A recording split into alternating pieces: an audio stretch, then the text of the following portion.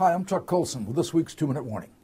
In the past few decades, China's rapid economic growth and increasing political importance have shocked the West. And as America struggles through its fourth year of economic difficulties, more and more voices are telling us we ought to emulate the Chinese. Well, I've got some news for you.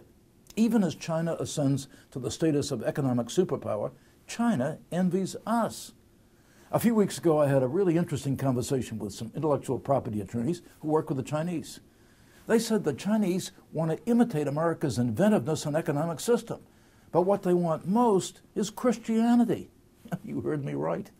In 2002, one of China's top research institutions published a study on the reasons for the West's success. The study looked at everything from technology to the political system to the economy. But eventually, the researchers concluded that the heart of Western culture, the secret to its success, is Christianity. Now, this comes as no surprise, because throughout history, the Christian worldview has driven people to improve their lot in life, their communities, cities, society itself. Modern science and technology grew out of Christians' desire to learn about the world God created and to improve the lives of people made in God's image. At the same time, Christian ethics formed a basis for moral restraint, which is essential for any society to prosper. And it led to an innovative work ethic, which China desperately wants. The Chinese, as we all know, are incredibly hardworking people, but they lack the creativity and innovation found in the West. This is because both traditional Confucianism and communist ideology demand obedience to superiors rather than independent thought. In contrast, Christianity encourages God's image bearers to reflect the creativity of the Creator.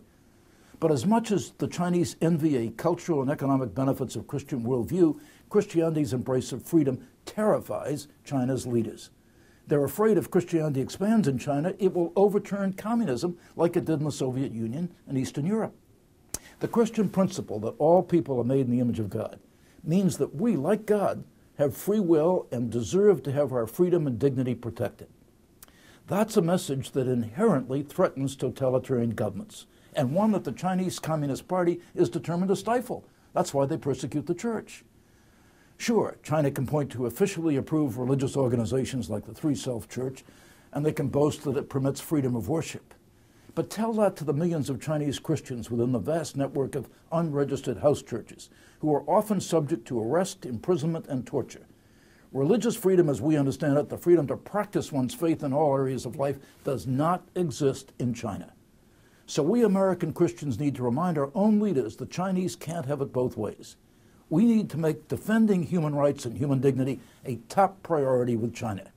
The Chinese can't enjoy prosperity, innovation, and productivity while embracing totalitarianism. It just won't work. And we can make that case. In the meantime, let's you and I continue to support Chinese Christianity through both prayer and missions.